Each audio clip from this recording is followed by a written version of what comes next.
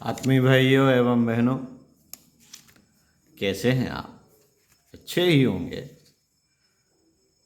स्वस्थ होंगे, मस्त होंगे, व्यस्त होंगे,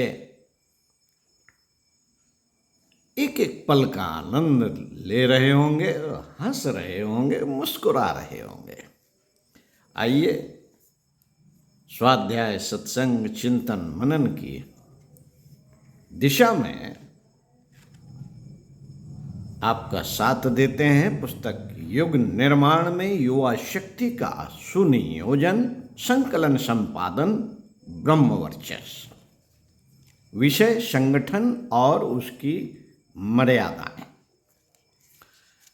साथियों, युवा शक्ति को भटकावों से बचाकर उन्हें सृजनशील बनाने हेतु उन्हें जगह जगह छोटी छोटी इकाइयों के रूप में संगठित करना होगा।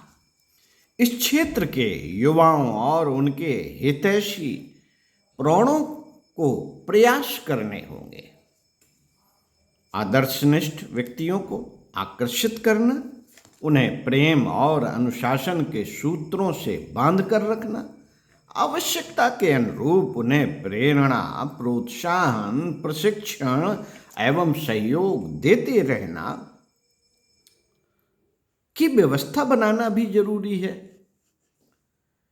जिन्होंने अपने भावों, विचारों और कौशल को तदनुरूप बनाया, निखारा, वे ही कुछ उल्लेखनीय करने में सफल हो सके हैं। युवा संगठन और आंदोलन में लगे युवाओं और प्रौढ़ों को इस दिशा में जागरूक रहना आवश्यक है।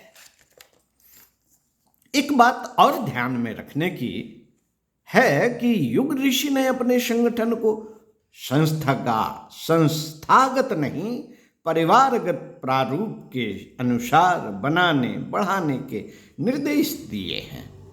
सृजन शिल्पियों के संगठन की रीति नीति नामक पुस्तिका में इस संदर्भ में पर्याप्त प्रकाश डाला गया है। उसी को आधार मानकर संगठन का क्रम चलाया जाना उचित है। सामान्य रूप से लोग संगठन की विशालता को सफलता का मुख्य प्रमाण मानकर उसकी गुणवत्ता को भूलने लगते हैं। हमारा नारा है युग निर्माण कैसे होगा? व्यक्ति के निर्माण से। इसी तरह निर्माण के 3 चरण, व्यक्ति, परिवार और समाज, 3 चरण में पहला चरण व्यक्ति निर्माण है। मित्रों, युवाओं में जोश खूब होता है। एक बार लहर चल पड़े तो वे उस दिशा में बड़ी संख्या में साथ चल पड़ते हैं। अतः प्रत्यक्ष कार्यक्रमों में उन्हें लगाना आसान होता है। इसी बिंदु पर सावधानी बरतना भी जरूरी हो जाता है। पूज्य गुरुदेव कहते रहे हैं कि युग परिवर्तन की दिशा में महत्वपूर्ण योगदान उन्हीं का हो सकता है जो पहले स्वयं के चिंतन, चरित्र एवं व्यवहार में परिवर्तन ला सकते हों। प्रत्यक्ष कार्यक्रम तो हमारे लिए व्यायाम जैसे माध्यम है। जैसे व्यायाम का मुख्य उद्देश्य स्वास्थ्य सुधार, शक्ति संवर्धन है, वैसे युग निर्माणी कार्यक्रमों का उद्देश्य आत्म परिष्कार तथा आत्म शक्ति का जागरण है। युवा पीढ़ी में कार्यक्रमों के प्रति तो आकर्षण होता है, किंतु आज के विचार प्रदूषण भरे माहौल में आत्म परिष्कार जैसे मूल आधारों की ओर उनका ध्यान ही नहीं जाता। जबकि युग निर्माण आंदोलन के अंतर्गत युवा संगठन का उद्देश्य मुख्य रूप से यही है कि युवा शक्ति उत्कृष्ट व्यक्तित्व संपन्न और आदर्श चरित्र निष्ठ युग सृजेताओं के रूप में उभरे और युग परिवर्तन के लिए मजबूत नींव या स्तंभों की भूमिका निभाए। इसीलिए अपने युवा संगठन की रीत नीति प्रचलित ढर्रे से भिन्न रहनी चाहिए।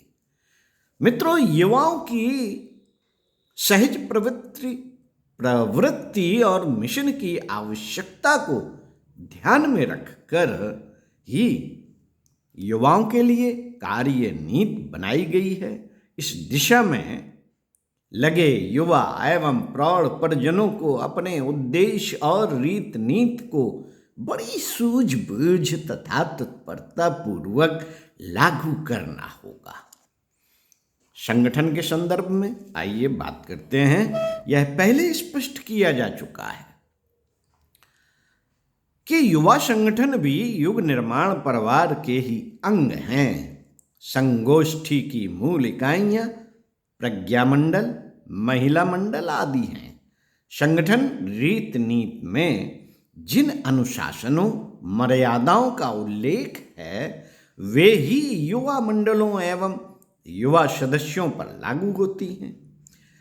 आंदोलन समूहों में चूंकि अनेक अन्य संगठनों संस्थानों के सदस्य भी शामिल होते हैं, इसलिए दिया जैसे आंदोलनों को स्थानीय परिस्थितियों के अनुसार अपनी मर्यादाओं की सीमा में रूप दिया जा सकता है। आचार्य विनोबा भावे जी और दादा धर्माधिकारी के विचार भी युग निर्माण आंदोलन के अनुरूप ही रहे हैं। इसलिए राष्ट्रीय युवक संघ के संबंध में उन्होंने जो मर्यादाएं बनाई सुझाई हैं वे भी हम सबके लिए प्रेरणाप्रद सिद्ध हो सकती हैं। युवा संगठन के लिए उन्होंने जो बंधन तत्पथ्य बताए हैं संक्षेप में आपको इस प्रकार बताते हैं, सुनते हैं और ज़रूरत पड़े तो इसे नोट भी कर सकते हैं कि संगठन के लिए क्या आवश्यक है। नंबर 1, संगठन सत्तानिष्ठ और दंडनिष्ठ न हो।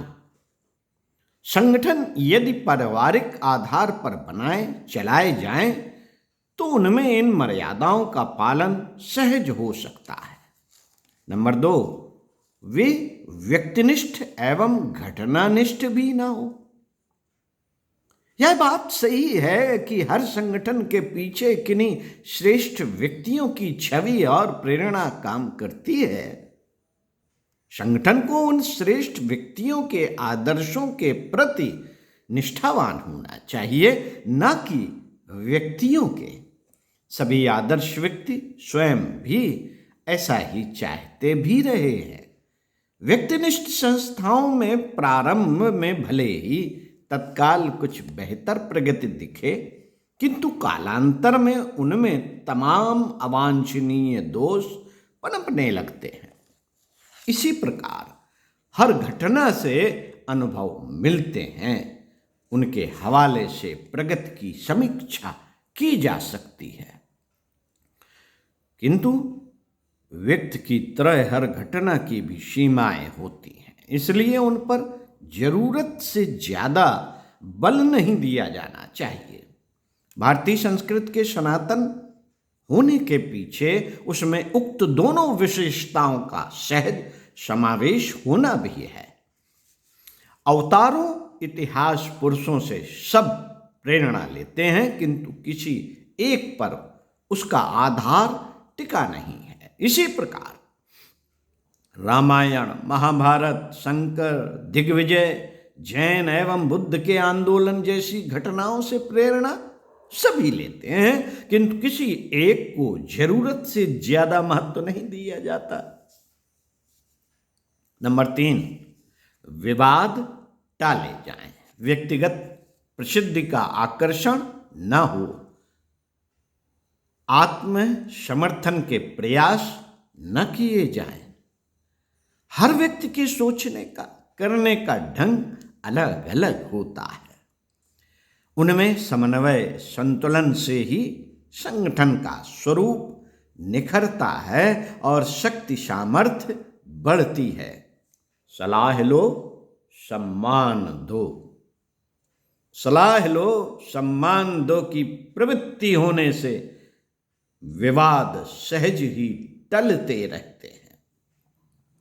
मित्रों, परम पूज्य गुरुदेव वेद मूर्ति तपोनिष्ठ युग ऋषि पंडित श्री राम शर्मा आचार्य जी कहते हैं कि जो व्यक्ति अपनी व्यक्तिगत प्रतिष्ठा को महत्व देगा वह संगठन की प्रतिष्ठा को कम करेगा, कम करेगा।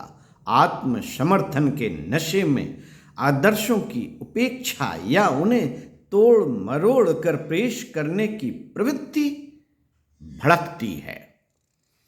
इन विसंगतियों से बचे रहने में ही भलाई है। नंबर 4, आचरण को क्रांति एवं आचार व्यवहार का साधन माना जाए।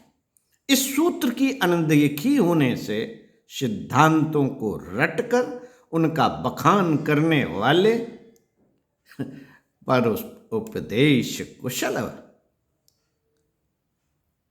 बहुतेरे व्यक्तियों को महत्व मिलने लगता है तथा आचार निष्ठा की उपेक्षा से तरह तरह के भटकाव आने लगते हैं। नंबर 5, साथियों, सत्ता की राजनीति से दूर रहा जाए। सत्ता अथवा पद पाने की प्रवृत्ति ही लोकेषणा कहलाती है। इसी के नाते अहंकार बढ़ते और टकराते रहते हैं। कौरव सेना में यह दोष था, इसलिए महानतम योद्धाओं के एकजुट होने का लाभ उन्हें नहीं मिल सका। पांडव सेना इस दोष से मुक्त थी। सेना नायक के पद पर भले ही कोई भी बना रहे, सब अपनी अपनी विशेषताओं, समय की जरूरतों के अनुसार ही आगे आते या लाए जाते रहे। इसलिए शक्ति एवं संख्या में कम होते हुए भी वे अजेय रहे। मित्रों, युग ऋषि ने लोक सेवियों के लिए दिशाबोध पुस्तिका में इन सभी और ऐसी ही अन्य मर्यादाओं का बहुत अच्छा खुलासा किया है।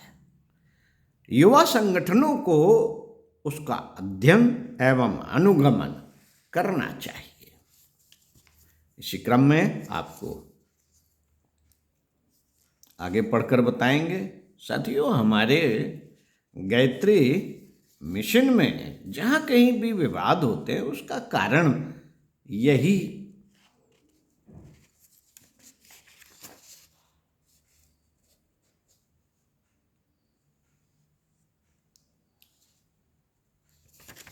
यही 5 सूत्र, 5 विषय हैं जिन पर विवाद होता है और हमारा संगठनात्मक ढांचा कमजोर पड़ता है।